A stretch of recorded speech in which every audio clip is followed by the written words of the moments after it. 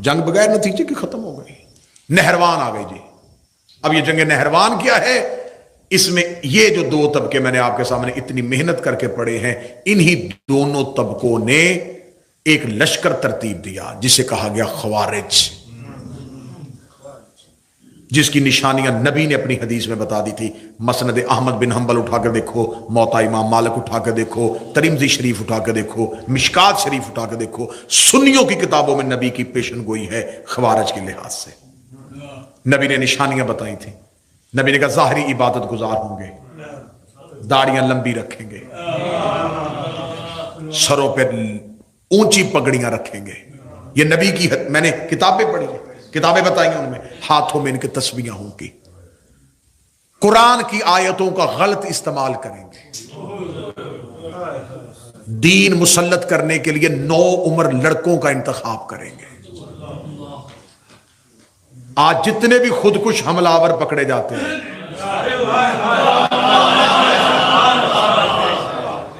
کچے ذہن، رسول نے فرمایا کچے ذہنوں کو یہ دین کے خلاف استعمال کریں گے، فتنے اٹھائیں گے۔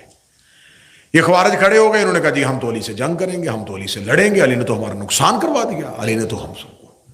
امیر المومنین پھر دوبارہ لشکر لے کے شام کی طرف بڑھ رہے تھے، یا پیچھے سے خبر پہنچی کہ وہ جو خوارج کا گروہ ہے نا، وہ کوفے کے باہر آ کے بیٹھ گیا ہے، اور انہوں نے ایک علی کے صحابی کو قتل کیا، اس کی حاملہ بیوی کو قتل کیا، اس کے پیٹ کو چاک کر کے بچے کو نکال کے اس بچے کا قتل کیا۔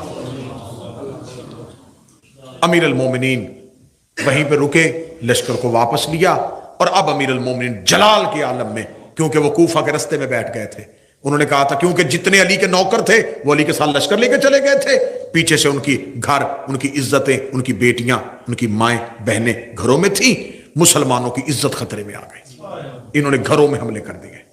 یہ ٹوٹ پڑے کوفہ میں علی کے شیعوں کے گھر پہ کہ اگر علی شام کی جنگ سے باز نہ آیا تو ہم کوفے کو تہہ و تیگ کر دیں گے۔ اب ادھر شام کا فتنہ، پیچھے کوفے سے فتنہ اٹھ کے کھڑا ہو گیا۔ امیر المومنین نے گھوڑے کا رخ موڑا، امیر المومنین نے نہروان کی طرف لشکر کا رخ کر دیا۔ جب لشکر کا رخ کیا تو امیر المومنین نے ایک سپاہی کو بھیجا، جا دیکھ کیا ان کا لشکر کتنا ہے۔ اس سپاہی کو بھی خرید لیا گیا، اور اس نے مولا علی سے جا کے کہا اے علی، لشکر نہر کے اس طرف چلا گیا ہے۔ یہ چاہتے تھے کہ علی اپنا لشکر لے کے نہر کے ادھر جائے کیونکہ وہ ادھر موجود تھے۔ علی فرمایا میں کہہ رہا ہوں وہ ادھر ہے۔ تاریخ کہتی ہے اور سب 6 سپاہی بھیجے، 6 کے 6 نے آ کے کہا لشکر ادھر ہے۔ علی فرمایا لشکر ادھر ہے۔ آخر ایک سپاہی علی کے لشکر میں، اب میں تاریخ کے کردار پڑھا ہوں، علی کے لشکر میں آ کے اس نے کہا اے علی، میں تیرے لشکر میں جا رہا ہوں، اگر میں تیرے ساتھ چلا اور لشکر ادھر نہ ہوا تو میں قسم کھاتا ہوں کہ میں تجھے قتل کروں گا۔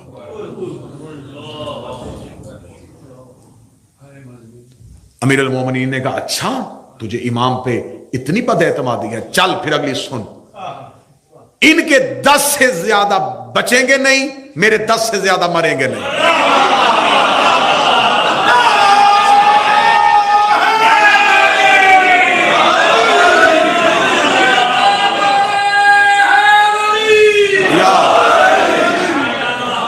ٹوٹ پڑے پھر علی جا کے نہروان میں۔